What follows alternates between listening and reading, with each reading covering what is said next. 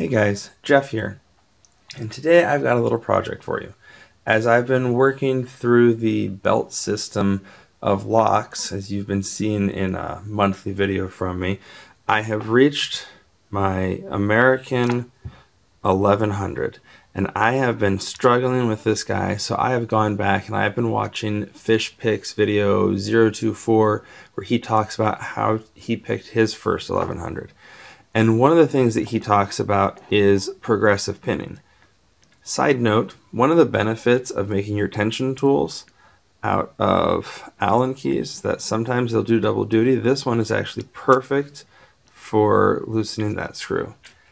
Anyways, as I set about to do the progressive pinning on this, I have the pinning tray that you guys have seen before and some of the others. But the other thing that I have that you don't get to see on camera is kids. I have no designated lock lab, and I have a 2-year-old and a 6-year-old, and if I left pins out on this, I'm fairly certain they'd be scattered, they'd be lost, and I wouldn't be able to put the lock back together right.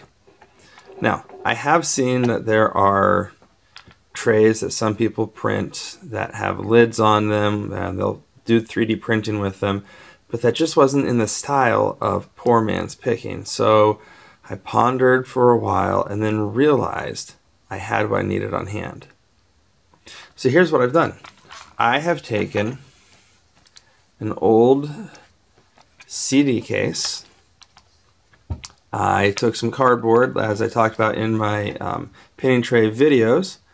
One sheet of cardboard was not enough to take up all the space, and since I didn't want the pins to rattle around, you can see, try to avoid the glare there, you can see that I put a second piece in here. It was a little too tight to close, so I had to flatten down the bottom one a little bit, but I taped it in place. I used a nice sharp knife to cut in between the corrugations. Let's see if I can get close enough for you to see there.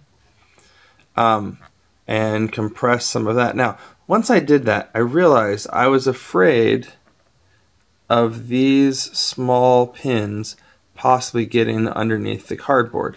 In my old pinning trays, I've fixed that with super glue, but I wanted an easy and less messy fix. So guys, I just used some Scotch tape. I used the same knife that I used for cutting out the cardboard to cut the Scotch tape. Let's see, there you go. You can kind of see I cut it into thin strips to seal the top and bottom and sides of this pinning tray. And being cardboard, I could even remind myself where everything went. Sometimes the number system confuses me, and so I made sure to remind myself that what I'm calling number 5 is at the back of the lock and number 3 at the front. Another thing that I realized, though, is that this wasn't staying closed well, so my wife often leaves these hair bands laying around. So I grabbed one just to put on here. It was exactly the right size, and I have shook this around, and you hear it rattle a little bit, but these pins are staying in place. So now I feel better about doing the progressive pinning and working through this. Of course, if you want something a little more compact, sometimes you can find little tins. Quite honestly, I'm not even sure where I got this one. Now, this one does make me nervous since I can't see through it. I'm not quite sure how close this would be to the top. But again, I just take my knife, I find the corrugations. I like to cut top and bottom.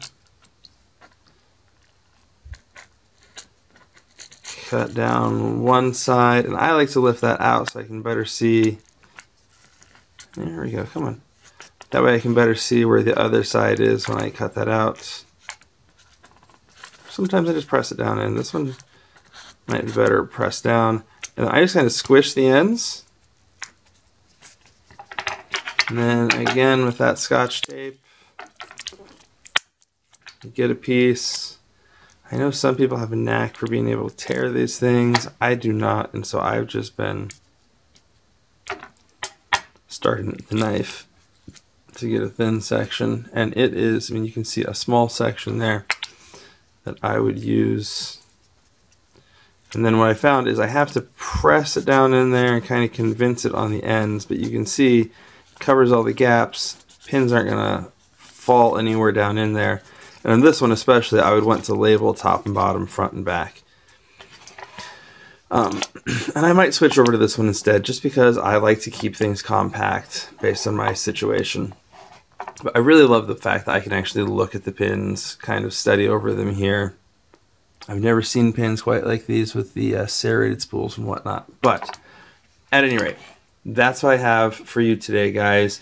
A simple DIY progressive pinning cases to keep your pins where they belong, especially if you have small people or animals running around that might disturb them.